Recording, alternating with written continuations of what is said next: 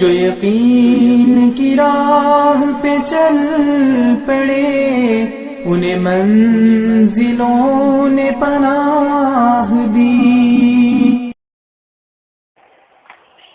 اللہ نے مجھے میری ساری امت دکھائی جو موجودہ اس زمانے میں تھے اور جو ہمارے زمانے کے ہیں اور قیامت تک جائیں گے۔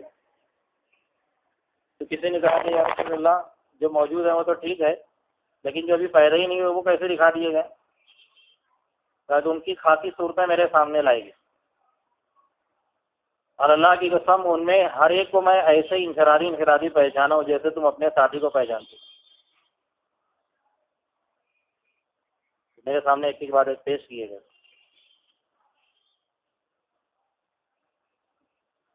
تو میں نے دیکھا انبیاء کرام کے ساتھ کسی کے ساتھ 3 آدمی ہیں ان کی امت میں، کسی کے ساتھ ایک مختصر سا گروہ ہے، کسی کے ساتھ ایک جماعت، بعضوں کے ساتھ کوئی بھی نہیں ہے۔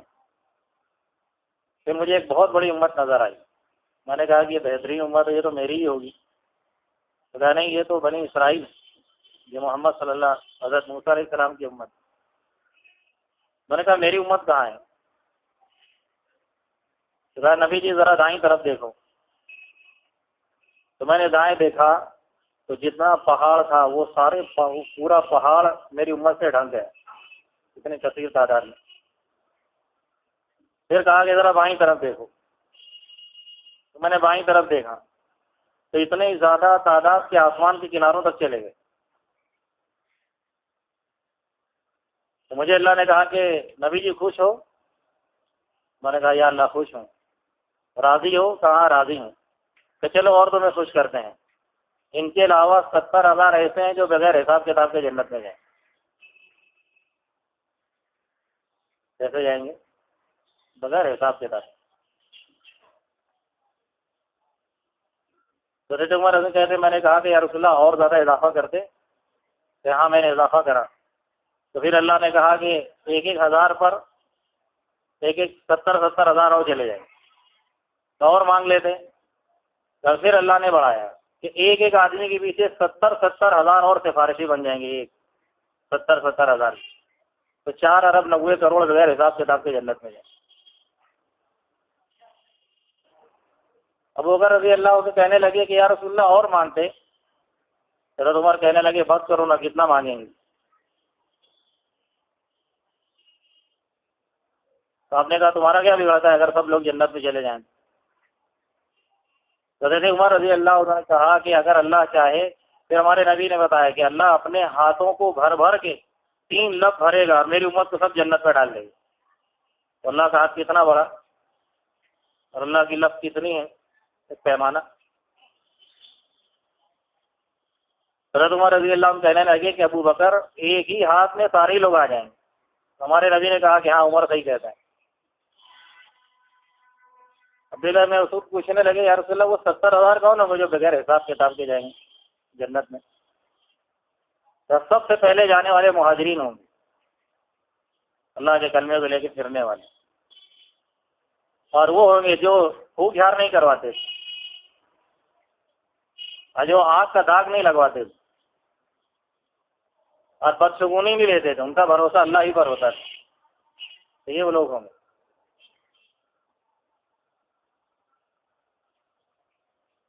تو امت کے فضائل سنائے رسول اللہ صلی اللہ علیہ وسلم۔ یہ امت ابھی پیدا ہی نہیں ہوئی ہے اور فضائل شروع ہو گئے۔ ہم سب ذرا اندازہ لگائیں، ہماری صورتیں ہمارے نبی کے سامنے بتائی گئی ہوگی، اس کی کوئی خبر نہیں۔ ہمارے نبی نے ہم سب کو دیکھا ہے فردن اور فخر کیے ہیں، کتنی بہترین میری امت ہے۔ پھر اللہ سے التجا کی اس پر نظام پلٹی کر دیں۔ پہلے کی امت ایک گناہ کرتی تھی، ارادہ بھی ہوتا تو لکھ لیتے تھے، گناہ کری تو فرشتے دروازے پر لکھ دیتے تھے، نیکی ایک کرے تو ایک ہی ملے گی، اور اس پر اللہ نے پلٹی کر دی نظام۔ نے نبی کو کہا کہ آپ کی امت ارادہ کرے 1,00,000 کروڑ گناہوں کا، کرے گی نہیں تو لکھا نہیں جائے گا، کر لی تو ایک ہی لکھا جائے گا۔ وہی بائیں والا کہے گا ذرا انتظار کر، توبہ کر لیے تو ٹھیک، پھر لکھنا، نہیں کیا تو لکھنا، لکھنا تو ایک ہی لکھنا۔ وہ مجلس میں بیٹھے سارے گناہ رفو چکر، اور نیکی ایک کا ایک دیا، ہمارے نبی کا ایک تو تیری شان دے گا، اور ایک نیکی تو کہا ایک کا 7 لے لے، تو 7 بھی بہت کم ہے، کہ 10 لے لے، کہ 10 بھی کم ہے، کہ ایک کا 70 لے لے، کہ 70 بھی کم ہے، یعنی چھوڑو یہ حساب کتاب الجبرا جیومیٹری، ہم آپ کی امت کے صبر والوں کو بے حساب دے دیں گے، جو صبر کرے گا تو بے حساب ملے گا۔ علماء کہتے ہیں صبر کس کو کہتے ہیں؟ کہ اپنے دل کا ٹکڑا کسی کے سامنے روئے نہیں، کہ میرے تو یہ حالات ہیں، میرے تو یہ پریشانی ہے، میری تو یہ تنگی ہے، کہ اللہ سے راضی رہے،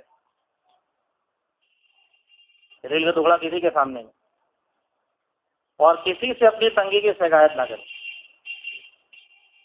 یہ صفت اندر میں پیدا ہو جائے تو اپنے آپ کو عجب کی نگاہ سے نہ دیکھے، اپنے نفس کو جو ہے خطرے والا سمجھے۔ یعقوب علیہ السلام ایک مخلص دوست کہنے لگا کہ یعقوب تمہاری آنکھیں کیسے اندھی ہو گئی اور پیٹھ جھک کر کبڑی ہو گئی تھی، یہ پیٹھ کیسے کبڑی ہو گئی؟ تو کہنے لگے یوسف کو روتے روتے نابینا ہو گیا، اور بنیامین بھی پھر ہاتھ سے چلا گیا تو اس کی جدائی میں پیٹھ کبڑی ہو گئی۔ تو فوراً فرشتہ آیا جبرائیل السلام کے ساتھ، کہنے یا رسول اللہ، اے نبی جی، اللہ آپ کو سلام کہتا ہے اور کہہ رہا ہے کہ تم میری اپنی شکایتیں میرے غیر پہ کرتے ہوئے شرماتے نہیں ہو، میرے حال ڈالا ہوا اور تم میرے غیر پہ شکایت کر رہے، شرماتے نہیں اس بات سے؟ تو فوراً توبہ کی، کہ اللہ میری شکایت تیرے لیے ہے، کہنے ہاں ہاں تمہارے احوال سے ہم واقف ہیں، بتانے کی ضرورت نہیں۔ تو آپ کے صبر والوں کو ہم بے حساب دیں گے، دکھاتے نا پھر اپنے احوال ادھر ادھر۔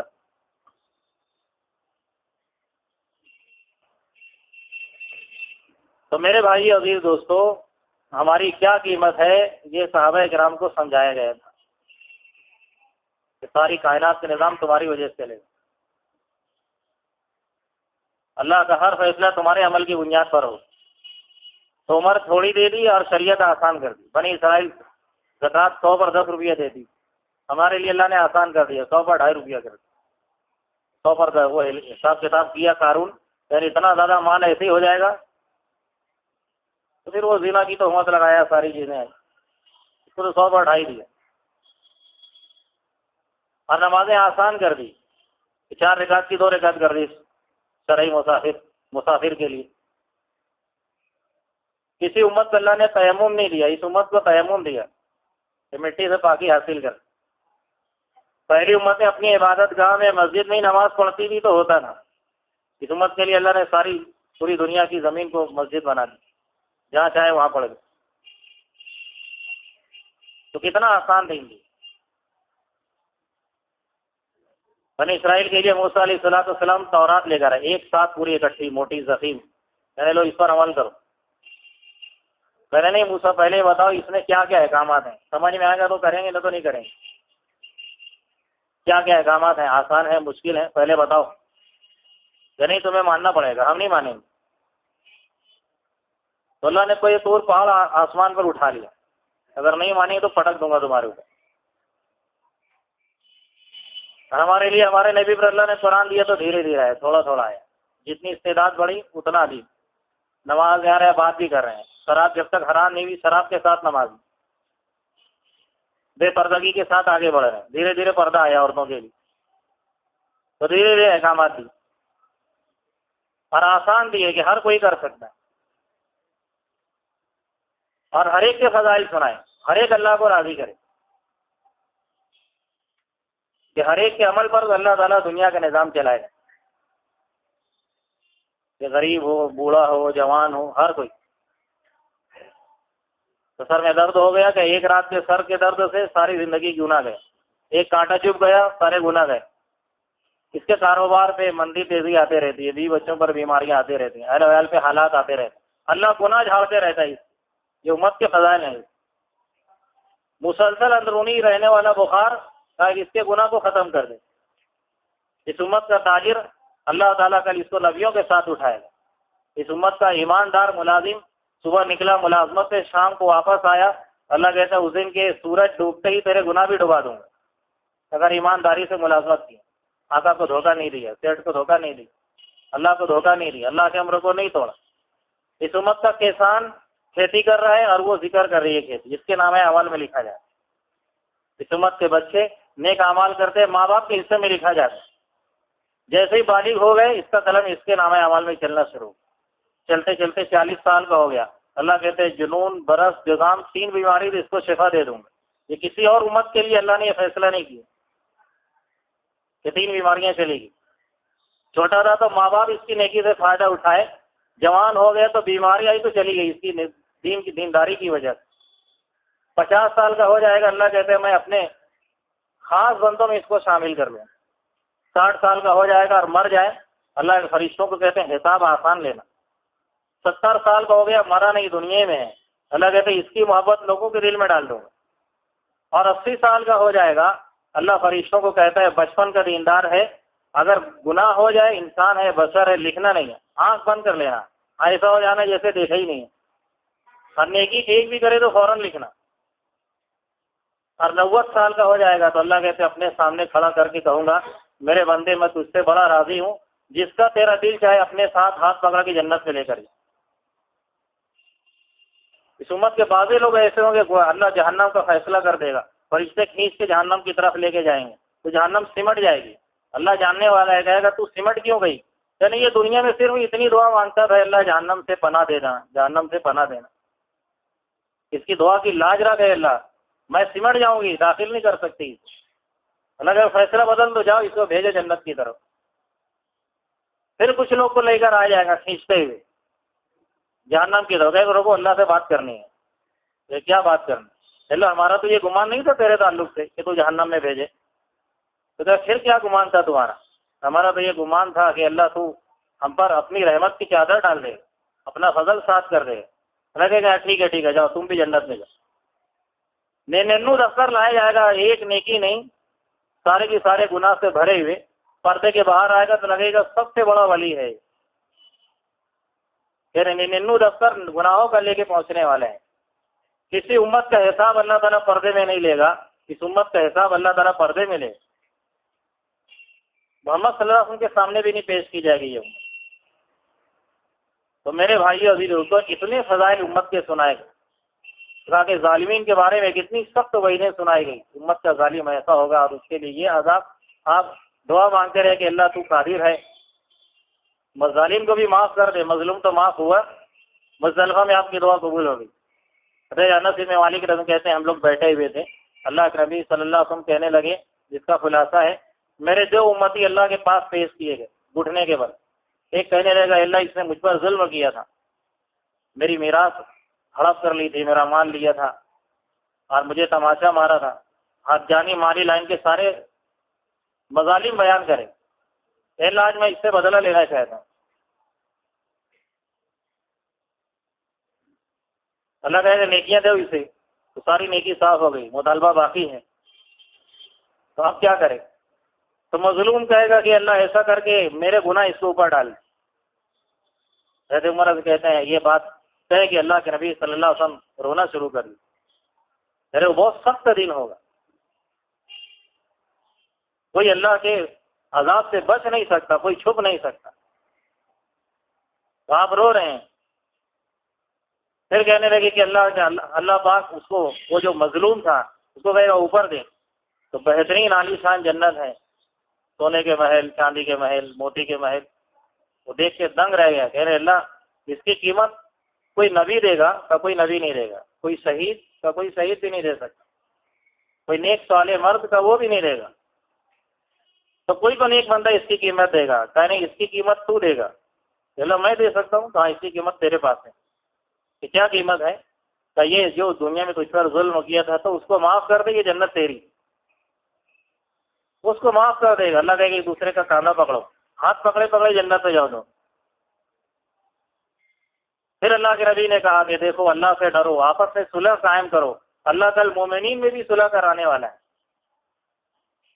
دنیا میں اس امت کا مظلوم مستجاب الدعا اور اس امت کا ظالم آخرت میں معاف کیا جائے گا۔ اس امت کا غریب مالداروں سے 500 سال پہلے جنت سے چلا جائے، اور اس امت کا امیر نر بدر بستروں پہ لیٹا ہے، سبحان اللہ، الحمدللہ، اللہ اکبر، اللہ کا ذکر کر رہا ہے، اور اللہ جنت کے اعلیٰ درجوں میں پہنچا دے۔ اس امت کا مالدار بھی فائدہ اٹھائے، اس امت کا غریب بھی فائدہ اٹھائے، اس امت کی مرد بھی فائدہ اٹھائے، عورتیں بھی فائدہ اٹھائیں۔ ایک عورت 4 کام کر لے، اپنی عزت کی حفاظت کرے، 5 وقت کی نمازیں موقع ہے، فرض ہے تو اپنے گھر کے اندر ادا کرے اپنے وقت پر، اور رمضان کے روزے رکھے، کسی وجہ سے قضا ہو جائے تو بعد میں پورے کرے، اپنی عزت کی حفاظت کرے شوہر کی غیر موجودگی میں، تو اللہ اسے اختیار دے گا کہ جنت کے 8 دروازے میں جہاں سے جائے وہاں داخل ہو جائے۔ اس امت کی عورتیں بھی عزت پا گئی۔ اس امت کی 3 بیٹیوں کی پرورش یا بہنوں کی، یا ایک بیٹی یا ایک بہن کی پرورش کرنے والا، تاکہ جنت اس پر واجب ہو گئی۔ تو پوری امت کو سمیٹا۔ اس امت کے گنہگار جہاں تہجد وقت تو اللہ اپنی شروعات ان سے کرتا ہے، کہاں ہیں وہ زانی لوگ، چور لوگ، بے نمازی لوگ، مجھے ناراض کرنے والے، وہ آئے ہیں، میں ان کے لیے آیا ہوں۔ اللہ کی پکار گنہگاروں سے ہوتی۔ شیطان کی یہ کوشش ہوتی ہے، دینداروں کو دھوکہ دیتا ہے، جتنے چلے لگائے، 4 مہینے لگائے، اندرون بیرون پھرا، مقامی اعمال کیا، اعتکاف میں بیٹھا، اور کتنی دعائیں مانگا، کام تو بنتا ہی نہیں تیرا، تو چھوڑ اللہ کو، جا دنیا کے چکر میں۔ اور گنہگاروں کو یہ دھوکہ دیتا ہے کہ جب بڑے بڑے دیندار اپنا کام نہیں بنا سکے، تیرے جیسا پاپی کیا اللہ اسے تجھ سے راضی ہوگا۔ تو سب کو اللہ نے سمیٹا، سب کی قیمت بتائی، یہ امت کتنی قیمتی ہے۔ حضرت علی رضی اللہ عنہ کہتے ہیں، ہم نے اللہ کے نبی سے سنا، ممبر پر فرما رہے تھے، جس کا مفہوم ہے کہ مسلمان اس امت کا بستر پر جائے اور لیٹنے کے وقت ایسا کرسی پڑھ لے، اللہ اس کے اور اس کے پڑوسی کے اور اس کے آس پاس کے سارے مکانات کو اللہ اپنے امن میں لے لے گا۔ بڑا ایک سارے محلے والے فائدہ اٹھا لیں، یہ سب فائدہ اٹھا لیں، یہ سب اللہ کے امان میں آ جائیں۔ اور اس امت کا ایک آدمی اگر دیندار ہے تو اللہ اس کے گھر کی اور اس کے پڑوسیوں کی اور اس کے دائیں بائیں 100 گھرانے ایسے ہیں جن پر سے اللہ عذاب اور بلا کو ہٹا لیتا ہے۔ ایک دیندار کی وجہ سے 100 گھرانے بلاؤں سے محفوظ ہو جائیں۔ اور اس امت کے ایک صلاحیت والا ہے، اگر اپنی صلاحیت دین پر لگا دے تو اللہ اس کی وجہ سے اس کی اولاد کی اور اس کے پوتوں کی، یعنی اگلی نسل کی، اور اس کے آس پاس کے گھر والے جتنے ہیں، مکان والے ہیں، محلے والے ہیں، سب پر اللہ اپنی رحمت بھیجے گا۔ اور جب تک کہ یہ زندہ رہے گا، اللہ تعالیٰ سب کو اپنی حفاظت میں لے لے گا، کوئی ہلاک نہیں ہو سکتا، ایک مسلمان کی وجہ سے، ایک مسلمان کے عمل کی وجہ سے۔ اس کے لیے ہمارے نبی نے ہر عمل کی بات بتائی کہ دنیا کے اندر بے اطمینانی کب آئے گی، دنیا میں فساد کب مچے گا، بیماریاں کب پھیلے گی، جب میری امت کے تاجر مال کو روک کر رکھیں گے مہنگا کر کے بیچنے کے لیے، تو پھر کوڑ کی بیماری ہوگی، ناپ تول میں کمی کریں گے تو بیماریاں بڑھیں گی۔ جس وقت جس حصے سے گناہ کریں گے، اللہ بیماریوں کو دنیا کے اندر پھیلائے، اور ایک ایک عمل پر آئے گا، اللہ ایک ایک اپنے وعدے پورا کرتا چلا جائے۔ ایک صحابی آگے کہنے، یا رسول اللہ میں چاہتا ہوں بڑا عالم بن جاؤں، کہا کہ اللہ سے ڈر، تجھ سے بڑا عالم کوئی نہیں ہوگا۔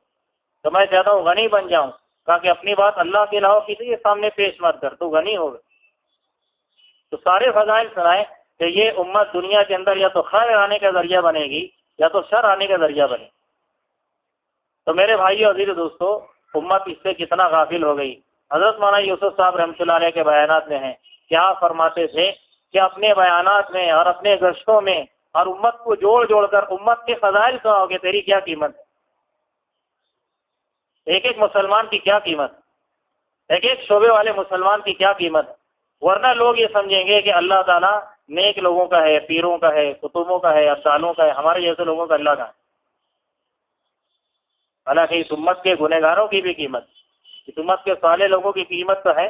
اس امت کا ایک آدمی اندر میں کلمہ ہے، بدن کا ایک عمل نہیں ہے، قیامت قائم نہیں ہو سکتی جب تک کہ یہ زندہ ہے۔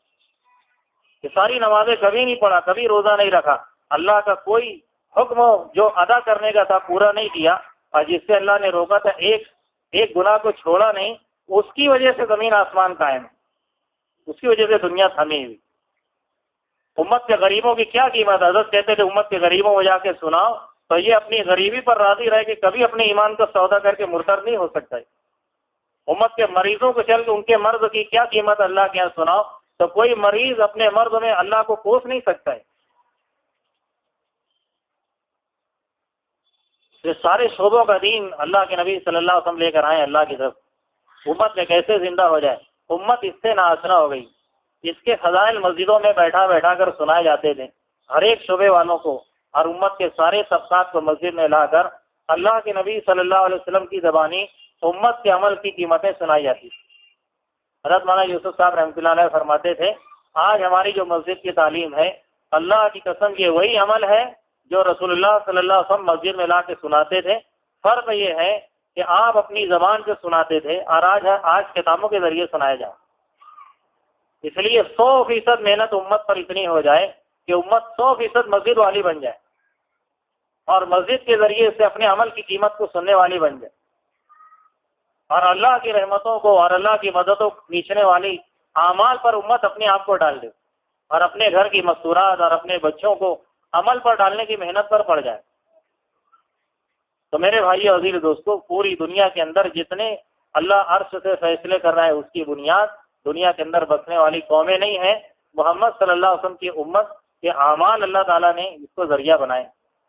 اگر امت کے اعمال ٹھیک ہو گئے اور امت اپنی اللہ کو راضی کرنے والی زندگی پر آ گئی، اللہ تعالیٰ پوری دنیا کا نظام بدل دے گا۔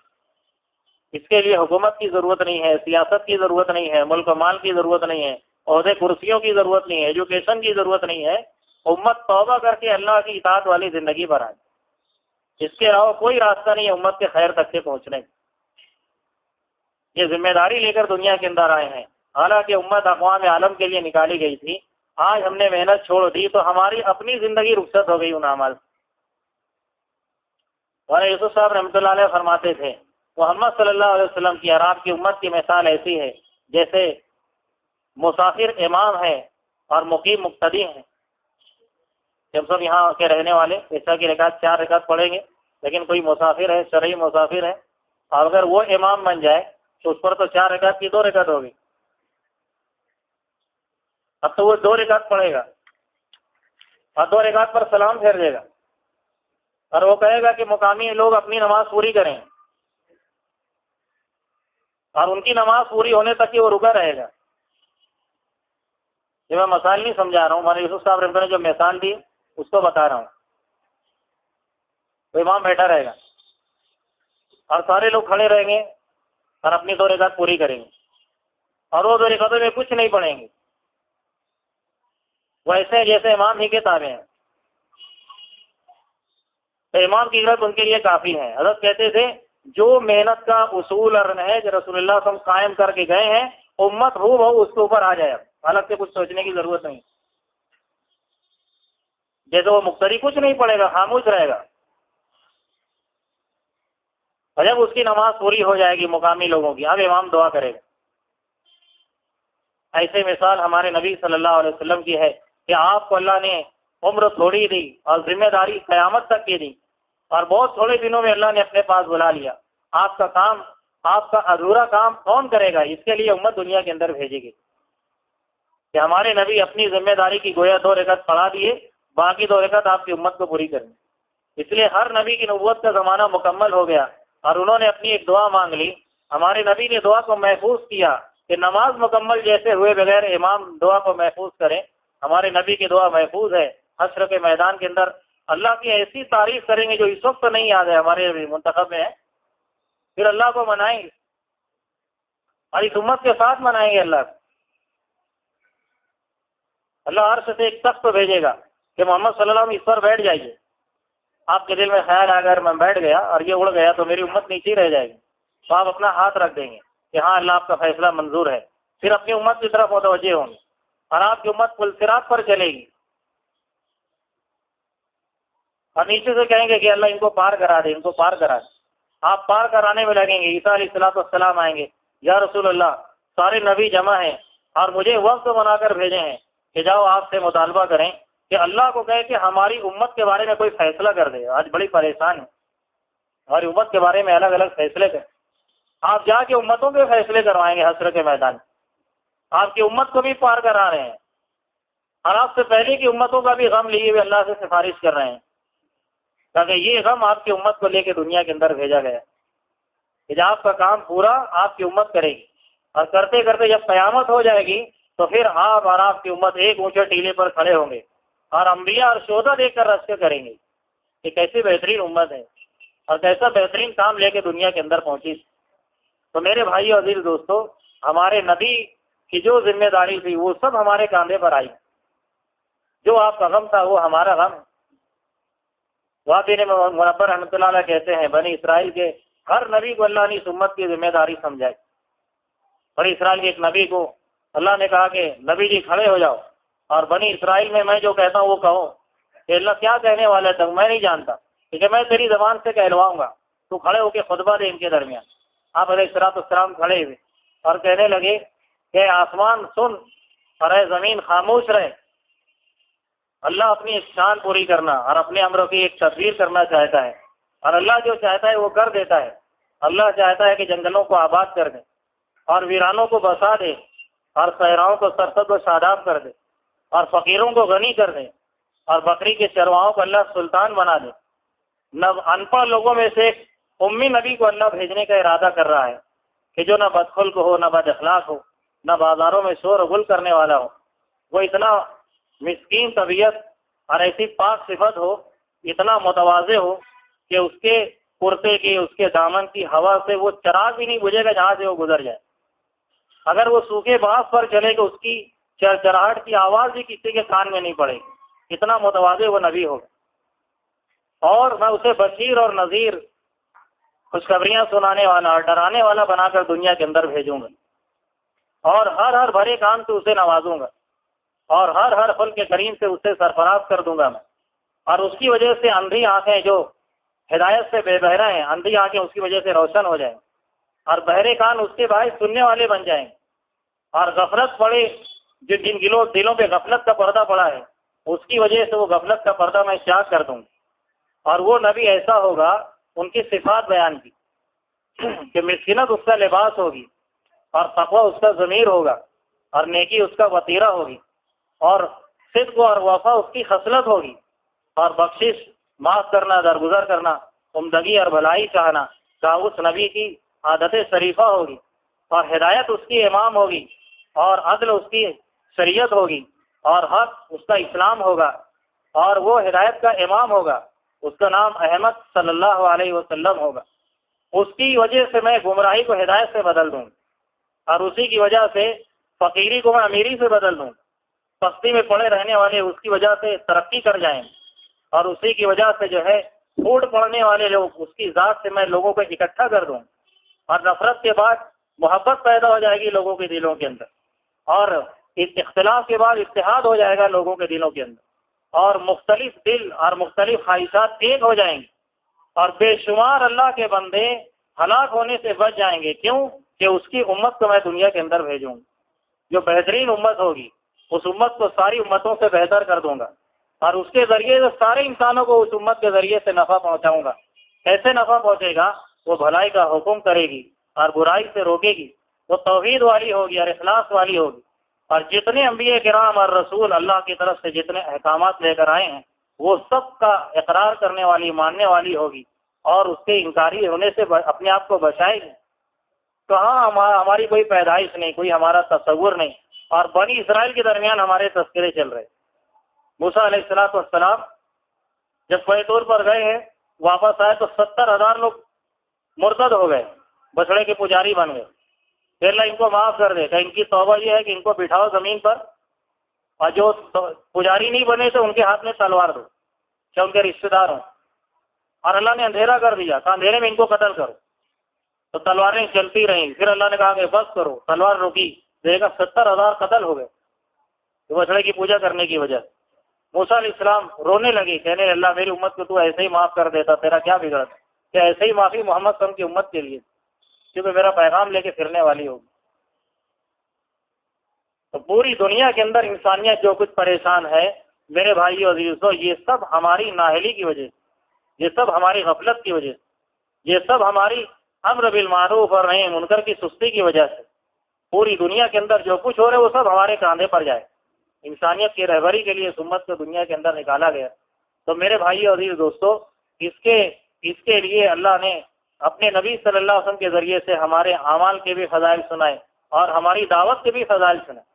پوری دنیا کے اندر امت بھی کس حال کے اندر ہے، اور انسانیت کہاں جا رہی ہے، ان کا ذمہ دار کون ہے، اور ان کے تعلق سے میرے بھائیو عزیز دوستو، اللہ کا کتنا بڑا کرم ہوا، احسان ہوا، کتنے لوگوں کو اللہ نے محروم کر کے ہمیں نسبت دے دی دعوت، کتنے لوگ محروم ہوں باوجود جاننے کے، باوجود صلاحیت کے، اور باوجود نہ جانے کن کن خوبیوں کے۔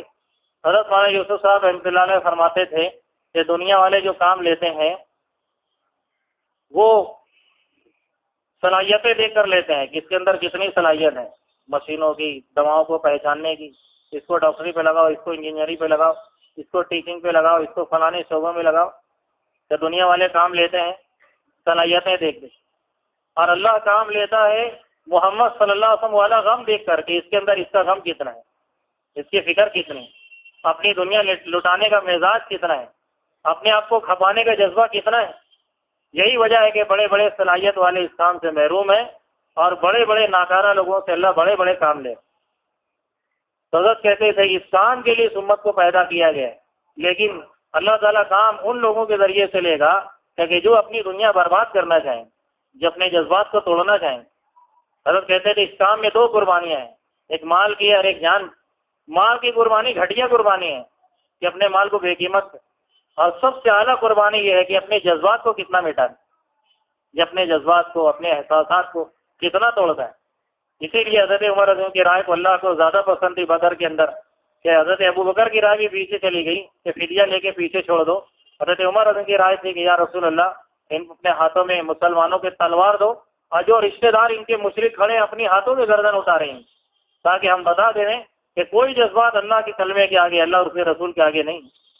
میرے بھائیو، یہ جذبات کا سودا گردنوں سے نہیں ہے، ان جذبات کا سودا یہ ہے کہ ہمارے 2.5 گھنٹے اور ہمارا خروج اور ہماری محنتیں اور ہمارے انفرادی اجتماعی اعمال اپنے متعلقین کے حاجتوں سے کتنا ٹکرائے، اور ان کو کتنا مؤخر کیا گیا، اور اللہ کے دین کے تقاضوں کو کتنا آگے کیا۔ یہ مولانا یوسف صاحب رحمۃ اللہ کہتے تھے سب سے بڑی قربانی کہ جذبات کی، کہ مال کی قربانی پیچھے، کہ جذبات کون کتنا توڑتا ہے۔ جس کے جذبات سب سے زیادہ ٹوٹے تھے اور جس کے جذبات سب سے زیادہ مجروح ہوئے تھے، اس کا درجہ سب سے بڑا امت کے اندر ہے۔ آج ہماری محنتیں قربانی میں پیچھے ہو جاتی، جب ٹکراؤ ہو جاتا دنیا سے اور اعمال کا، تو ہم اپنی دنیا کو پیچھے نہیں کرتے۔ اس لیے مولانا سید خان صاحب رحمۃ اللہ علیہ کہتے تھے اس محنت کو کرتے کرتے ہمارے اندر یہ صفت اللہ پیدا کر دے کہ ہماری ترجیحات بدل جائیں۔ ابھی ہم نے ترجیح دے رکھی ہے دنیا کو آخرت، بیویوں کو حوروں پر ترجیح دی ہے، چونے گارے کے مکانات کو جنت کے مکانات پر ہم نے ترجیح دی۔ صحابہ کی زندگی میں جھانک کر دیکھیں گے یہ زندگی پوری الٹی ہو گئی تھی، حوریں ان کی عورتوں پر غالب آ گئی، جنت کے مکانات ان کی جھوپڑوں پر قبضہ کر لی، اور آخرت کے جنت کے کھانوں کے ارمان دنیا کے فاقے کا سودا کرا دی۔ آج ہمارا کیا حال ہے؟ آج ہماری محنتیں کتنی ہیں؟ میں جی مہراج صاحب ایک علاقے کے اندر گئے، بولے بہت اچھا پرانا کام ہے، ساتھیوں کو جمع کرو۔ تو سارے پرانے کام کرنے والے جمع ہوئے۔ میں جی نے کہا کہ اس کے اندر ذرا 4 مہینہ کون لگایا، کھڑے ہو جاؤ۔ تو اچھا خاصا مجمع کھڑا ہوا۔ پھر آپ نے کہا کہ جو سال کا چلہ پابندی دے دو، کھڑے رہو، باقی لوگ بیٹھ جاؤ۔ تو آدھا مجمع بیٹھ گئے۔ یعنی اس میں وہ لوگ کھڑے رہیں گے جن کا سہ روزہ ماہانہ کبھی ناگا نہیں ہوا، تو اور آدھا مجمع بیٹھ گئے۔ ٹھیک ہے، وہ لوگ کھڑے رہیں گے جن کے ہفتے کے 2 گشت نہیں چھوٹے، تو اور تھوڑے رہیں گے۔ ٹھیک ہے، وہ کھڑے رہیں گے جن کے 2.5 گھنٹے نہ چھوٹے، تو تھوڑا سا مجمع رہیں گے۔ یعنی وہ رہیں گے جن کے گھر مسجد کی تعلیم ناگا نہیں ہوئی، تو 2 لوگ کھڑے رہے۔ تو یہ دونوں میں وہ کھڑا رہے گا جس کا مشورہ کبھی نہیں چھوٹا، تو وہ دونوں بیٹھ گئے۔ کیونکہ تمہارے یہاں تو 5 کام کا ایک نمونہ نہیں ہے، اسلام کا نمونہ دنیا کیسے دیکھے گی؟ کہ ہمارا کام کہاں سے کہاں؟ تو ایک ہے مزاج شریعت ہے اور ایک ہے مزاج نبوت ہے۔ حضرت کہتے تھے کام اللہ تعالیٰ ان لوگوں سے لے گا جو مزاج نبوت پر اپنے آپ کو ڈالے۔ مزاج شریعت مزاج نبوت کا نتیجہ ہے۔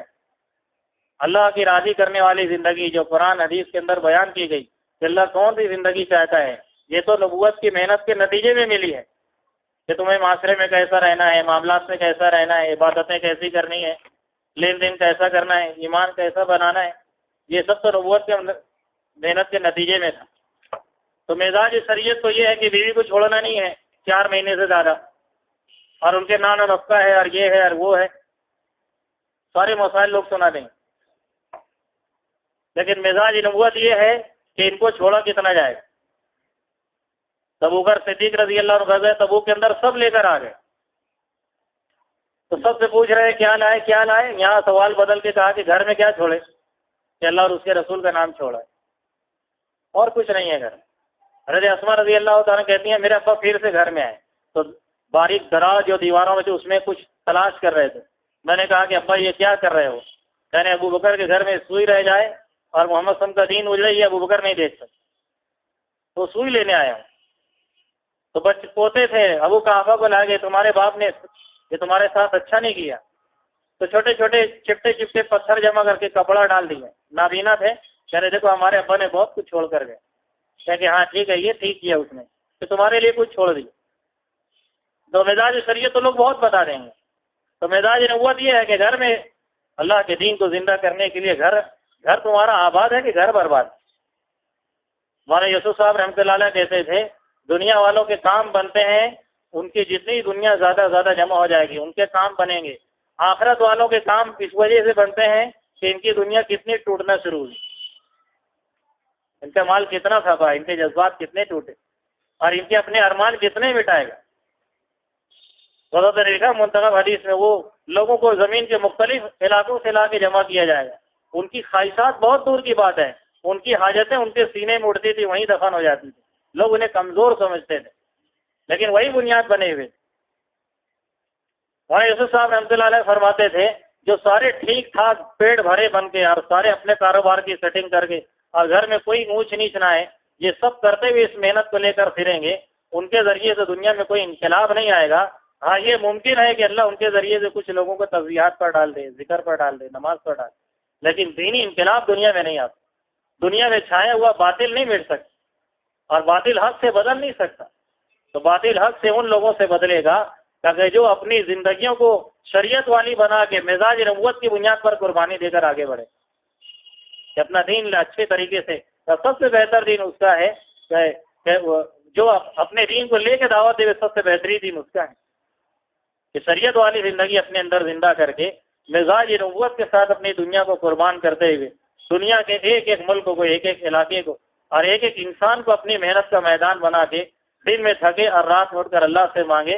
میرے بھائیو عزیز دوستو، یہ بنیاد ہے اللہ کے یہاں ہدایت کا ذریعہ بننے کی۔ جیسے سونے کو تپا کے زیور بنایا جاتا ہے اور لوہے اور تانبے کو تپا کے برتن بنائے جاتے ہیں، تو جب تک کہ وہ زمین میں ہے تو اس سے مٹی ملی ہوئی ہے، خلط ملط ہے، سونا اور مٹی خلط ملط ہے، لوہا اور تانبا اور مٹی خلط ملط ہے، کہ جب اس کو تپانے والا تپاتا ہے تو اس کی میل کچیل بالکل اوپر ہو جائے اور سونا نکھر کے آ جائے اور تانبا اور لوہا نکھر کے آ جائے۔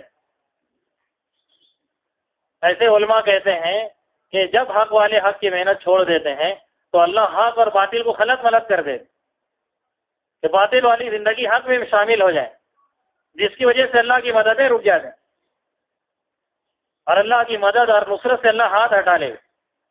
لیکن جب قربانی کے مزاج پر امت اپنے دین کو لے کر اٹھے گی اور قربانی کے مزاج پر دعوت پر آئے گی تو اللہ تعالیٰ پھر باطل کو حق سے ایسے ہی چھانٹے گا جیسے تپنے کی وجہ سے سونا محل سے چھٹ گئے، ایسے حق والی زندگی کو اللہ زندہ کرے۔ مولانا عمر صاحب رحمۃ اللہ علیہ کہتے تھے دنیا کے اندر باطل کی اس وقت چلتی ہے جب تک حق والے حق کی محنت لے کے اٹھتے نہیں۔ دنیا کے اندر اللہ نے فرعون کی چلائی، لیکن اس وقت تک فرعون کی چلی ہے جب تک کہ موسیٰ علیہ السلام کی محنت وجود میں نہیں، اور نمرود کی دنیا میں اللہ نے چلائی ہے اس وقت تک چلی ہے جب تک کہ ابراہیم علیہ السلام کی محنت نہیں ہوتی۔ دنیا کے اندر ابو جہل اور روم اور فارس کی حکومتوں اور ان کے بادشاہوں کی باتیں دنیا کے اندر اس وقت تک چلی جب تک کہ انصار اور مہاجرین کی محنت وجود میں نہیں۔ تو کہتے تھے جب حق والے حق کی محنت لے کے قربانی سے چلنا شروع کرتے ہیں پھر اللہ باطل زندگیوں میں کامیابی دینے کا فیصلہ ختم کر دے، پھر باطل کو اپنے مشن میں کامیابی نہیں مل سکتی، پھر باطل عاجز آ جائے گا، اپنی محنتوں میں الجھے گا اور اپنے منصوبے میں بدنظمی کا شکار ہو جائے گا۔ خالد بن ولید کہتے ہیں میں بڑی تدبیر لگاتا تھا، بڑی حکمت لگاتا تھا کہ کسی طریقے سے میرا بس محمد صلی اللہ علیہ وسلم پر چل جائے، لیکن میری ہر تدبیر الٹی ہو جاتی، تو میں سوچتا تھا کہ ضرور ان کے ساتھ کوئی غیبی تعین، تو جب حق والے حق کی محنت کو لے کر اٹھیں گے پھر اللہ دنیا میں باطل کو چلنے نہیں دے۔ باطل کا جتنا ظلم ہے، ستم ہے اور باطل والی زندگی جتنا دنیا میں چل رہی ہے، میرے بھائیو عزیز دوستو، اتنی محنت حق والے اگر حق پر لگا دیں تو دنیا میں کوئی باطل والی زندگی پر باقی نہیں رہتی۔ اور مولانا یوسف صاحب رحمۃ اللہ علیہ کہتے تھے اللہ تعالیٰ ان کو بنیاد بنا کے حق کو زندہ کرے گا اور باطل کو ختم کرے گا کہ جو ظاہر کے خلاف اپنی محنت کو اٹھائیں۔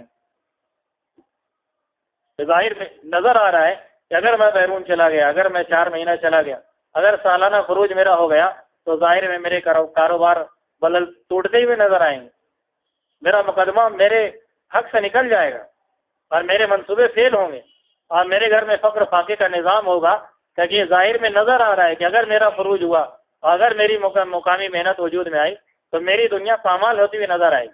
لیکن ظاہر کے خلاف جب آدمی اپنا قدم اٹھا دے گا، اللہ کو غیرت آئے گی، اللہ کائنات کے نظام میں تبدیلی کر دے گا ان لوگوں کے لیے جو ظاہر کے خلاف اپنا قدم اٹھائیں۔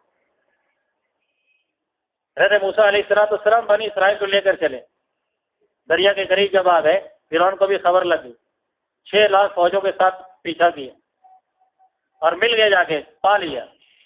بنی اسرائیل کہنے لگی کہ موسیٰ اب کیا ہوتا ہے، یا تو تلوار سے کٹ کے مرنا ہے، ایک روایت ہے کہ بڑی بڑی مچھلیاں منہ کھلے کھڑی تھی، وہ فرعونیوں کو مچھلیاں کھا گئی تھی، وہ مچھلیوں کا منہ کھلا ہوا تھا، تو کہنے یہ کیا کرے، یا تو کٹ کے مرنا ہے یا مچھلی کا لقمہ بننا ہے۔ یوشع بن نون علیہ السلام کھڑے ہوئے، کہنے کہ موسیٰ بتاؤ ہم اللہ کے امر کو پورا کریں گے، ہمیں کیا کرنا ہے؟ کہ اللہ کا حکم یہ ہے کہ دریا کے اندر چھلانگ لگاؤ گھوڑے سمیت۔ تو نظر تو یہ آ رہا ہے کہ پیچھے بھاگ کر جائیں گے بھی تو مرنا ہے، آگے جائیں گے تو مرنا ہے۔ تو گھوڑے کو دریا میں ڈالے تو غوطہ کھانے لگا، واپس آ گئے، پھر گئے، پھر واپس آئے، پھر گئے، پھر واپس آئے، 3 دفعہ ہمت نہیں کہ موسیٰ اللہ کی مدد کب آئے گی، کہ ظاہر کے خلاف اللہ کے امر کو پورا کرتے رہو، اللہ کی مدد آ جائے۔ پھر اللہ کا حکم ہوا موسیٰ ڈنڈا مارو، ڈنڈا مارے ہیں تو 12 قبیلے کے لیے 12 راستے اللہ نے بنا۔ ہمارا مزاج یہ ہے کہ پہلے اللہ میرے حالات کو ٹھیک کر دے، میری سہولتیں ٹھیک کر دے، میرا نظام ٹھیک کر دے، پھر اللہ ہی اللہ کرنا ہے۔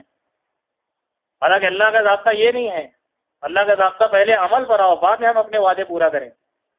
پہلے روزہ رکھو، تقویٰ بعد میں دیں گے، حج پہلے کرو، غنی بعد میں بنائیں گے، نماز پہلے پڑھو، فحاشت سے بعد میں رکنے والا بنائیں گے، صدقہ پہلے دو، بعد میں تمہارے مال کی حفاظت کریں گے، زکوٰۃ پہلے دو، تمہارا مال بعد میں محفوظ ہو۔ تو اللہ کے اوامر کا سودا پہلے ہے۔ اسی طرح اللہ کے دین کو زندہ کرنے کی محنت، تاکہ یہ ظاہر کے خلاف ہے۔ اور ہمارا مزاج یہ ہے کہ اللہ پہلے میرے سارے احوال ٹھیک کریں، پھر میں 2.5 گھنٹہ کے 8 گھنٹہ دوں گا۔ سال کا چلنا کیا، 5 سال کا ڈیو پڑا، 10 سال کا ڈیو پڑا، میں تو سال کا 4 مہینہ دوں گا، پہلے سب ٹھیک ٹھاک ہو جائے۔ یہ اللہ کا ضابطہ نہیں۔ اور بندے اگر ظاہر کے خلاف اپنے آپ کو لے کر آ جائیں گے، اللہ کائنات کا نظام مومن کے لیے مسخر کر دے۔ اور الیاس صاحب رحمۃ اللہ علیہ کہتے تھے پوری دنیا کی سائنسی ترقی اور پوری دنیا کے اسباب والے مل کے اپنے سارے منافع، قیامت تک کے اسباب والے سارے منافع اکٹھے کر کے اگر دعوت کے مقابلے میں لے کر آئیں تو دعوت کے ادنا مقابلے میں رکھنے کے لائق نہیں۔ پھر مولانا الیاس صاحب رحمۃ اللہ علیہ نے کہا دعوت کا سب سے ادنا نفع یہ ہے کہ اللہ کائنات کو دائی کے لیے مسخر کر دے، کائنات کا نظام دائی کے حوالے کر دے، دائی کے تابع کر دے۔ سب سے بہترین جنگ اور سب سے بہترین صحابہ کرام کے اندر درجہ پانے والے وہ لوگ ہیں جو غزوہ بدر میں شامل ہوئے، اور وہ لڑنے کا ارادہ نہیں تھا۔ مکہ کے سارے آدمی اپنے زیورات لگا دیے تھے تجارت میں، ابو سفیان، اللہ کے نبی کو معلوم ہوا تو قافلہ لوٹنے کی نیت سے چلے تھے، ان کا قافلہ لوٹ لو تو پھر یہ ہمارے اوپر لڑائی کے لیے ان کے اسباب فیل ہو جائیں گے۔ اس غرض سے صحابہ کو لے کر چلے، لڑائی کی کوئی تشکیل نہیں تھی۔ اللہ نے بات نہیں بتائی تمہیں لڑنا ہے مشرکین سے، اور روکنے کے لیے چلے۔ ابو سفیان کو معلوم ہو گیا کہ یہ میرے پیچھے آنا ہے، راستہ بدل کے چلا گیا، قافلہ بھی ہاتھ میں نہیں آیا۔ اللہ نے تشکیل کی، اب مشرکین ابو جہل 1000 کا لشکر لے کے آ رہا ہے اور حق کو مٹانے کے لیے اب ان سے لڑنا ہے۔ بولو کیا کرتے ہو، تیار ہو؟ اب تلوار بھی نہیں ہے، زرے بھی نہیں ہے، نیزے بھی نہیں ہیں، سواریاں بھی نہیں ہیں۔ حضرت علی کہتے ہیں کہ 2 گھوڑے تھے، مقداد بن اسود رضی اللہ عنہ کے پاس تھے اور ایک ابو مرثد رضی اللہ عنہ کے پاس، 2 گھوڑے بس، اور مشرکین کے پاس سواریاں ہیں اور 600 زرے ہیں ان کے پاس، اور پیسے بھی نہیں پاس میں، پیر میں چپل نہیں ہے، چیتڑے ہیں، ہاتھوں میں ہتھیار نہیں ہے، اور تعداد بھی تھوڑی ہے، اور مدینہ سے ہی باہر نکل گئے ہیں۔ کہ چلو دوبارہ جا کے تیاری کر لیں. اللہ پھر بھی رائے دے رہے ہیں، بولو تمہاری کیا رائے ہے، کیا کرنا چاہیے؟ تو مہاجرین تو رائے دے رہے ہیں کہ ہاں چلنا چاہیے، انصار کی رائے نہیں ہے. آپ بار بار اصرار کریں. 7 دن بعد کھڑے ہوئے کہنے یا رسول اللہ اگر آپ کا اشارہ انصار کی طرف ہے تو ہم تیار ہیں. ہم موسیٰ علیہ السلام کی قوم نے کی طرح نہیں ہے کہ کہیں گے جا موسیٰ اور اس کا خدا لڑے. آپ ہمیں جس سے چاہے جوڑ دو، جس سے چاہے توڑ دو. آپ اپنے حکم کی کمان میں رکھ کے ہمیں تیر کے جیسے استعمال کریں. آج جہاں پھینکے ہم جا کے پھینکنے کے لیے تیار ہیں. سمندروں میں گھس جائیں گے، پہاڑوں سے چھلانگ لگا دیں گے، لیکن آپ کا اور اللہ کا پیغام لے کے پیچھے نہیں ہٹیں گے.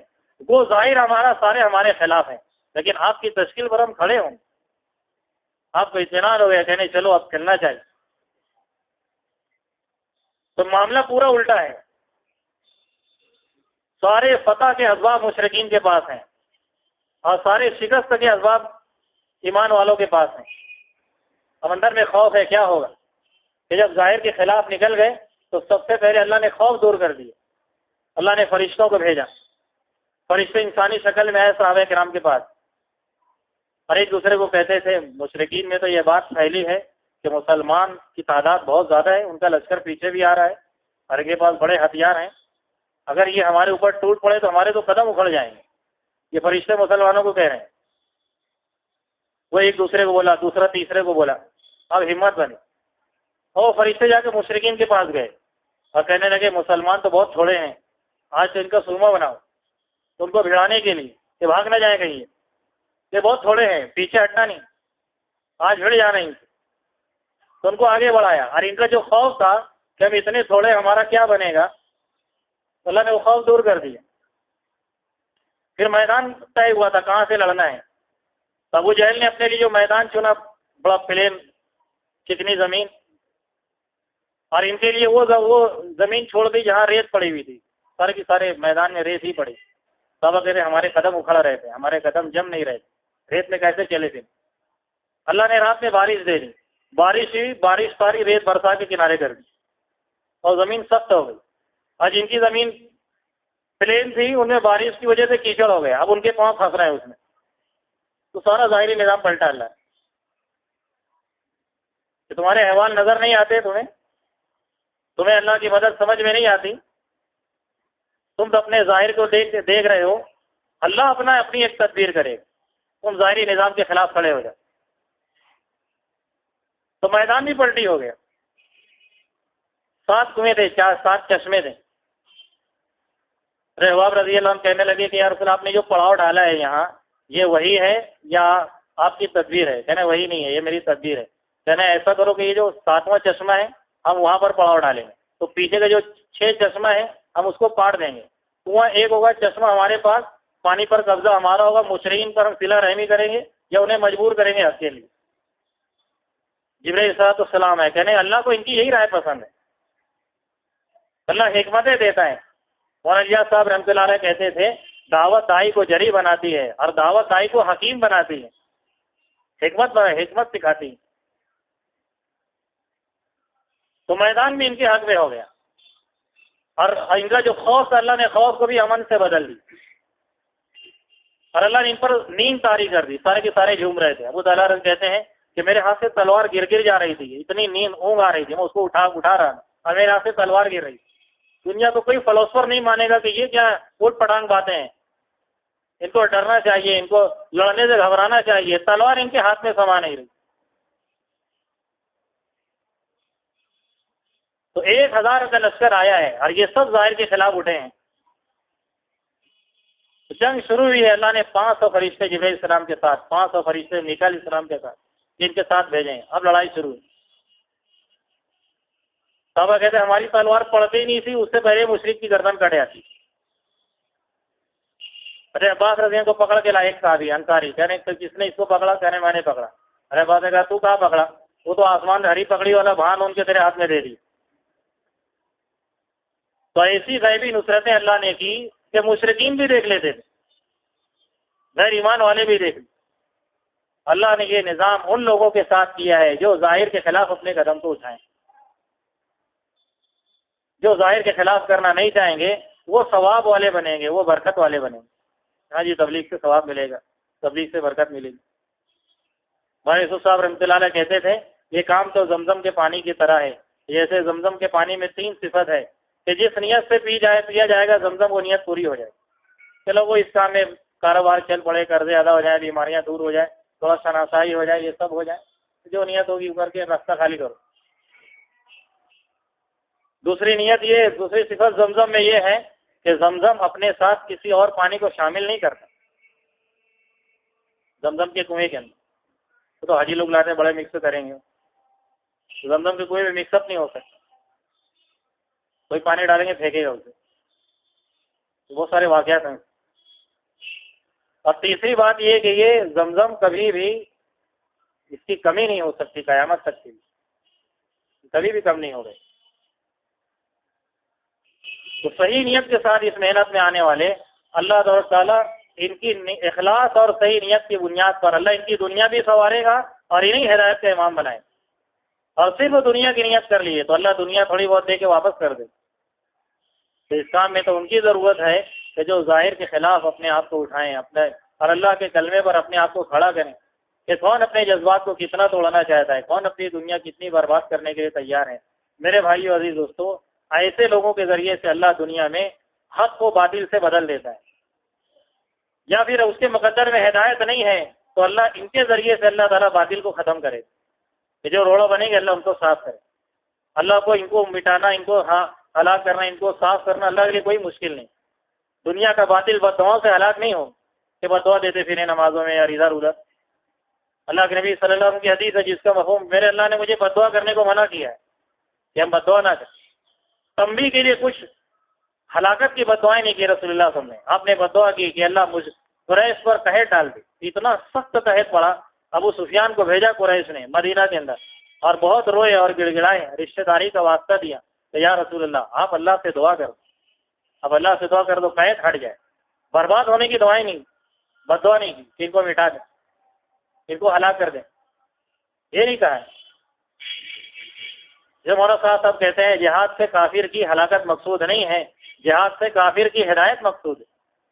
کافر کی اگر ہلاکت مقصود ہوتی تو وہ تو طائف کے لوٹنے پر ہلاکت کا فرشتہ آ گیا نا کہ آپ جائیں تو درمیان کے دونوں پہاڑ ملائیں، درمیان میں مریں گے کہ نہیں، میں تو ان کی نسلوں کا حریث ہوں۔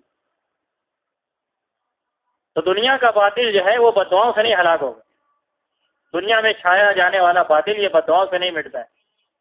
دنیا کا باطل اللہ کہہ رہے ہیں ہم باطل کے اوپر حق کو پھینک کر مارتے ہیں۔ اندھیرے جو ہے وہ اندھیرے دور کرنے کی کسی محنت سے نہیں جاتے، اندھیرے دور کرنے کے لیے اجالے کی محنت، جتنا اجالا ہوگا اتنا اندھیرا خود ہی مٹے۔ تو حق والی زندگیاں جتنی تیار ہوں گی اور حق کے لیے جتنی قربانی دی جائے گی، میرے بھائیو عزیز دوستو، یہ حق والی زندگی پر اور حق کی قربانی کی بنیاد پر اللہ تعالیٰ باطل کو یا تو حق سے مبدل کر دے گا یا پھر رکاوٹ بننے والوں کو اللہ تعالیٰ روڑے صاف کرے۔ حضرت کہتے تھے اللہ کی عجیب شان ہے کہ اللہ بڑی مخلوق کو مارے گا چھوٹی مخلوق سے اپنی قدرت سمجھانے کے لیے۔ کہ نمرود کو مارا ہے مچھر بھیجی، علیہ السلام کو محنت میں لگا کہ تم محنت کرتے رہو، محنت کرتے کرتے تمہاری محنت بنیاد بنے گی اور مچھر کے ذریعے سے ہلاک کر دیا نمرود۔ موسیٰ علیہ السلام کو محنت پر ڈالا اور آپ کی محنت اور آپ کی قربانی اور آپ کی دعا یہ بنیاد بنی اور اللہ تعالیٰ اس کے ذریعے سے اللہ نے پانی کو ذریعہ بنا کے فرعون کو ہلاک کیا۔ اور ایسا دندنانے والا ابو جہل اللہ اس کو ہلاک کرنے کے لیے بچے کو بھیج دی۔ ابو جہل کہتا مرنے کا غم نہیں ہے، غم اس بات کا ہے کہ بچے سے کیسے مر گیا۔ اس لیے گردن کاٹنے والوں کو کہا ذرا سینے کی طرف نیچے سے کاٹنا، مرتے مرتے تو کچھ سرداری بتا جاؤں۔ تو میرے بھائی اور عزیز دوستو، آج امت بھی حق سے ہٹی اور دنیا کا باطل بھی حق کو ختم کرنے کے درپے ہے۔ پوری دنیا میں اللہ امن و سکون کے فیصلے فرمائے اور خیر کا فیصلہ فرمائے، اس کے لیے امت دنیا کے اندر مبعوث کی۔ یہ امت وہ اعمال والی زندگی لے کے دنیا میں پھرے گی اور اپنی محنتوں کو قربانی کے ساتھ لے کر دنیا میں پھرے گی۔ اللہ تعالیٰ جو ہے پھر سے امت کو ہرا بھرا کرے گا اور پھر سے امت کو اس سطح تک کے پہنچائے گا۔ حضرت مولانا یوسف صاحب رحمۃ اللہ علیہ فرماتے تھے ہمیں اتنی محنت کرنی ہے کہ ہماری محنت رسول اللہ صلی اللہ علیہ وسلم کی محنت کی سطح سے جا کے مل جائے۔ پھر کہتے تھے ہمارے نبی کی محنت قربانی والی، مشقت والی، تکلیف والی، اور ہماری محنت تو راحت والی، آرام والی۔ غزوہ تبوک کی گرمی بیان کرتے ہیں، اے سی مسجد کے اندر بیٹھ گئے، पंखे के नीचे बैठे और खंदक की ठंडी बयान करते हैं कंबल ओढ़ के, और सहाबा के फाके बयान करते हैं खाना खा खा कर। हज़रत अस्मा रज़ी अल्लाह तआला फरमाती हैं कि मेरी बेटी खदीजा मेरी पेट के अंदर थी, मैं हमल से थी। हज़रत ज़ुबैर रज़ी अल्लाह के रास्ते में अल्लाह के नबी सल्लल्लाहु अलैहि वसल्लम के साथ गए हुए थे, और ऐसा फाका मेरे ऊपर आया, और मेरे घर के बाजू में यहूदी औरत रहती थी, उसके शौहर ने बकरी ज़ुबा की और बकरी पकाई, उसकी खुशबू मुझे और बेचैन कर दी। मैं उसके घर में गई और कहने लगी कि बहन कुछ आग दे दो। माचिस का निज़ाम तो था नहीं हमारे ज़माने जैसे, जलते हुए आग से अपने घर की आग जलाते थे, चूल्हा जला, कहने अंगारा दे दो मेरे घर का चूल्हा जलाना, और शायद मेरा चेहरा देख के समझ जाए कि यार कुछ खाना दे देगी। उस अल्लाह की बंदी ने वो अंगारा दे दिया, मैं लाई रास्ते में उससे बुझा दी, फिर दोबारा लौटी, 4 मरतबा गई हूँ, और चौथी मरतबा आके फूट फूट कर रोने लगी। कैसे फाके हैं और ऐसी तंगियाँ हैं। मेरे भाइयों अजीज दोस्तों, हज़रत मौलाना यूसुफ साहब कहते थे रहमतुल्लाह अलैह, हम तो हमारी मेहनत तो राहत वाली है, हमारी मेहनत तो तायुश वाली है, न जाने क्या क्या करके उस पर भी उम्मत आने को तैयार नहीं, काम करने वाले आने को तैयार नहीं, राहत वाली मेहनत। कहते हमारी मेहनत राहत वाली है, आराम वाली, और रसूलुल्लाह सल्लल्लाहु अलैहि वसल्लम की मेहनत मुशक्कत वाली है, तकलीफ वाली। जब हमारी मेहनतें जब तक हमारे नबी की मेहनत से नहीं मिलेगी, अल्लाह हुजूर की तरतीब वाला दीन और हुजूर वाली मेहनत को दुनिया में जिंदा नहीं, और उनके जैसी गैबी नुसरतें अल्लाह नहीं भेज सकता दुनिया के अंदर जब तक कि हमारी मेहनत हमारे नबी की मेहनत से नहीं मिली। फिर कहते थे हमारे नबी वाली नियतें हम करें, और कहते थे अभी हमारी नियत नहीं है, हमारी नियत तसव्वुरी नियत है, अभी नियत का तसव्वुर है हमारे यहाँ कि हाँ दुनिया में हक को जिंदा करना चाहिए, बातिल को मिटना चाहिए, और गुनाह वाली ज़िंदगी ख़त्म होनी चाहिए। अभी हमारी नियतें नहीं हैं, तसव्वुरी नियत है हमारी। तो बार बार नियत करते रहें और बार बार बदलते रहें, बार बार अपनी नियत ठीक करते रहें। एक ज़माना आएगा कि अल्लाह असली नियत करना सिखा दे। तो कहते थे चारों तरफ निगाहें नहीं जाए तुम्हारी कि हमारी मेहनत करने के लिए ये काम बन जाए, ये काम हो जाए, इन अज़वाब वालों को देखो और ये अज़वाब जमा करो। और कहते थे चारों तरफ तुम्हारी निगाहें नहीं जाए, बल्कि तुम्हारी निगाह जो है तुम्हारी जमातें चारों तरफ जाए, शुमाल में जाए, जुनूब में जाए, मशरिक में जाए और मगरिब में जाए। अल्लाह ताला जो है 4 लोगों को इस्लाम में दाखिल कर देगा, यहूद को दाखिल करेगा, नसारा को दाखिल करेगा, मुशरिकीन को दाखिल करेगा, दहरियों को अल्लाह इस्लाम में दाखिल कर देगा, और अल्लाह 4 अहवाल को ठीक कर देगा। तुम्हारी दुनिया भी ठीक हो जाएगी, तुम्हारा कब्र की बरज़ख का निज़ाम भी अल्लाह ठीक कर देगा, तुम्हारी हशर भी अल्लाह ठीक कर देगा, यहाँ तक कि बेहतरीन बनी बनाई जन्नत में अल्लाह तुम्हें ठीक करके भेजेगा। तो मेरे भाइयों अज़ीज़ दोस्तों, इसके लिए हिम्मत इरादे करें कि पहले तो नियत करें कि इंशाअल्लाह सारी ज़िंदगी इस मेहनत को ऐसे करेंगे जैसे हमारे नबी ने हमें बताई है। इसको सीखने के लिए कहते हैं कि ज़िंदगी में पहले कदम पे 4 महीना हो, और 4-4 महीना जिन्होंने दे दिया हो, पूरी दुनिया को अपनी मेहनत का मैदान बनाने के लिए, बैरून के लिए हिम्मत इरादे करके बताएं। जिन्होंने 4-4 महीने लगाए हैं वो बताएं 4 माह बैरून के लिए कौन कौन तैयार है, 5 माह बैरून के लिए बोले भाई।